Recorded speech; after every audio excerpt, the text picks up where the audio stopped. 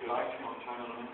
Like, when you go to work for someone, they give you a questionnaire that asks you how old your parents were when they died, whether they're still living, if there are any diseases that are in the family. This often happens, especially when you fill out your health insurance forms. They begin to look at you. They don't have to take a policy out of everybody. If they have that information, their actuarial tables will give them an idea of when you will possibly die. They don't take insurance out on everybody. They know who is the most likely to succumb.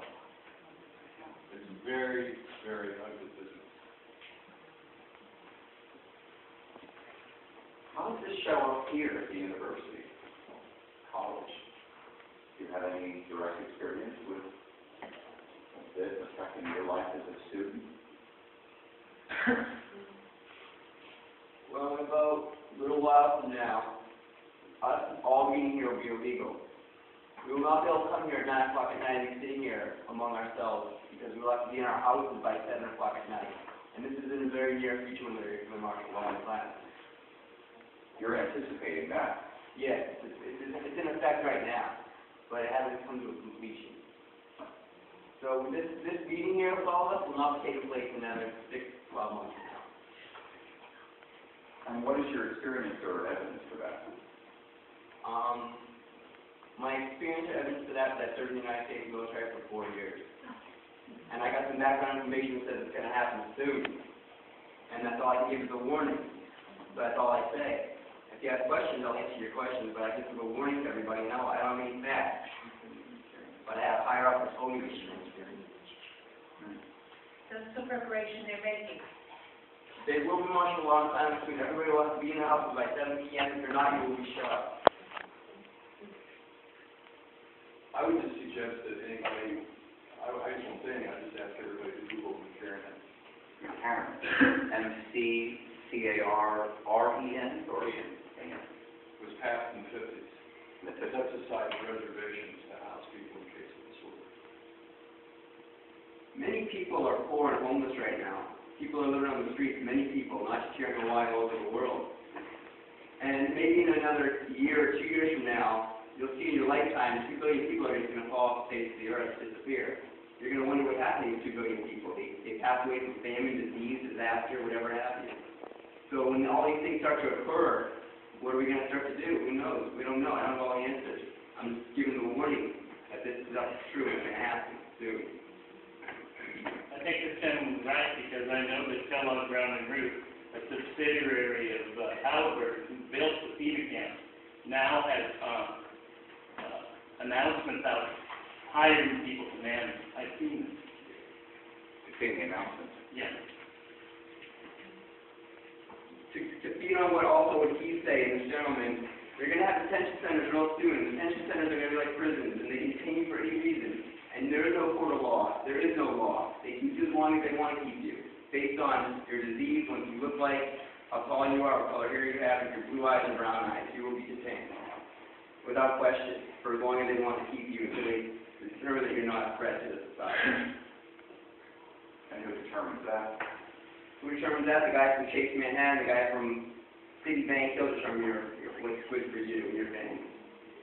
I'd rather talk about how we can get out of this than terrify people more. But, I mean, this is, I know that you mean well. We're giving a buddy right now. The power company is owned by J.P. Morgan. Right, J.P. Morgan. J.P. owns all the food stamp money that everybody gets. But I really feel that one of the things that has put us into the mess that we're in is the ability of the owning class, the corporate class, to terrify people, make people afraid. That this is what I'm hearing here. And I see in this movie a lot of direction to create co-ops, to become democratically engaged and involved, to start taking responsibility for your own community and to be part of the government, like becoming aware of who to vote for so that the people in Congress, the people in our legislature in Honolulu, and the people in our county council represent us rather than the wealthy and the people who've been able to put in money into campaigns and into lobbying and into think tanks. It's time for us to take over our own community and our own government. Just to build on what these two were saying, it's not about fear, terror. It's not. It's just about preparation. It's about knowing that we are in a place where this is quite possible, where we can sustain ourselves. Every climate on the face of the earth, right here on this rock, there's nothing we can't do here. Like, whether it's geothermal, whether it's, doing something in the ocean, whether you're growing something in your backyard, and it's just about being able to come together, come up with ideas, and be able to progress forward. And that's pretty cool. I don't know if you've ever had dreams in your life where you're being chased by some unknown, unseen fear. It is fear chasing you. And at some point, I think if you're very lucky, you get that dream where you stop and you turn and you face it. Then it's good to know what our fears are. They lie at a very reptilian, basic part of us for sure. What should we do with the time we have left? We're on a list for being here now, I suppose. I mean, if you really want to collapse into paranoia, then I'm not disputing your point. I think those plans do exist. I think those memos are out there, but I know that we're here too. And there is nothing so powerful as an idea whose time has come. And the human race has been beset by these things ever since we crawled out of the ocean. It's our own fear. It's the fear that we allow other people to beam at us. And if we're going to get us, don't you want to go down fighting? Yes. I have something real positive to say. Real positive. And go on to what she said and how we're going to change the matter, how we're going to change society. We're all going to start becoming democratic. All of us in this room. We have to start businesses. And the way the system is designed right now is all businesses that we're going to start, any one of us, our businesses are designed to fail immediately. That's the way the system is. But we can change all that. If we all start businesses, then there's competition. And then the corporate has to drop their prices because we're all starting businesses. You're going to start your sewing shop, I'm going to start a pizza shop, this guy's going to start whatever he's going to start, and we're all going to start one of those things. And using locally grown America. Thanks. There's something behind that, too. I love what you're saying, but I think what we can do now is just stop supporting corporations in our communities and focus on our local community, and also to spread knowledge to our families and friends about the importance of that, and be interested in politics is going to make a huge change. Because how many people do you know that don't give a shit about politics, or they don't believe in it, and they think it's a hoax? So it's important that we Voting doesn't matter. There's another, So Right here, sir. One of the first things you can do here tonight is everybody in this room village never been in a Walmart store again, based on what happened in this movie. I live on this island only a few months a year. I do without things when we go to Walmart. I've seen Sears and some of the other smaller businesses who now used to carry things tell me go to Walmart. I always talk and tell the clerks, don't you dare tell anybody to go to Walmart. You're giving your job away to the pool. You have to, the little things you do.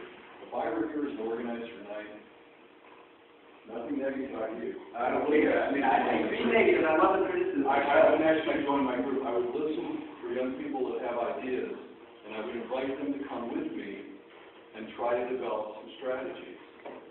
One of them may be some of the things we saw in this film, like blocking, and you have to select it carefully. You can't just go out and block evictions for people who really haven't done the right thing. You have to know what you're doing. And you bring there's ways to bring the media. Part of it you give them theater. That's what these people are doing. They're giving the media theater. I've invited a church group of children to come to a corporate office and sing and dance at Christmas time when an employer decided to make all of its employees work on Christmas Day. And we had including the national media at this corporate office.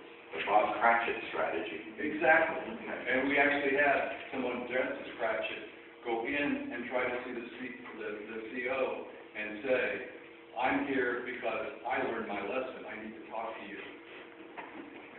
So there are things you can do as a group. I'm not going to be here all year long. I do a lot of this kind of thing on the mainland. This man has stopped Walmarts all over California. You stop them dead in their tracks. And how do you do that? You find small business people in the community. You find lefties like us. You find people that don't agree on anything else, but they can agree on Walmart. You have to bring people together on an idea. And don't let the little crap get involved. Because I don't agree with you on some issue, I don't stop coming to meetings.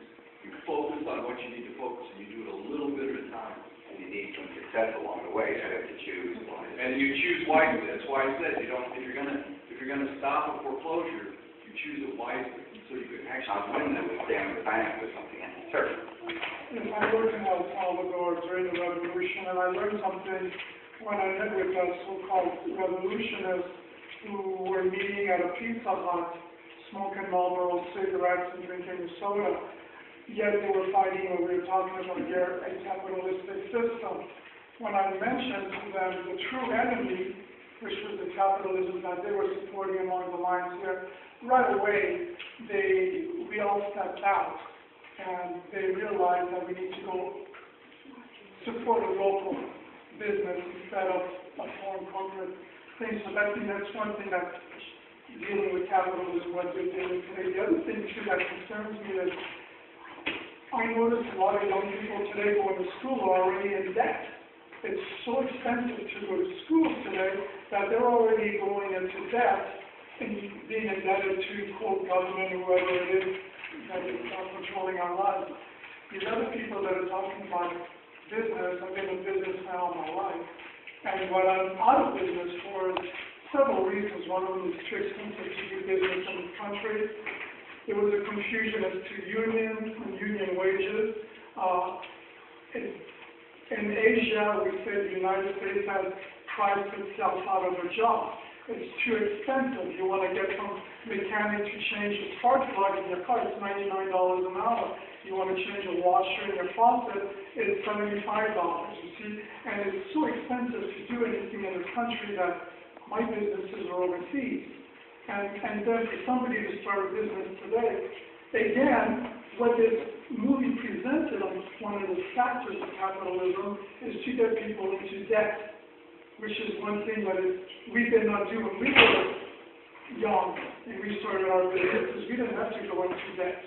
We borrowed a couple $100 here from our family and saved up or whatever, and we started our businesses, and that's how things used to start. But today, the educational system teaches our young people that this is the way you're supposed to do it. You go to the bank, you borrow money, you present your business plan, and you go into debt, and hopefully you'll fight the corporate America.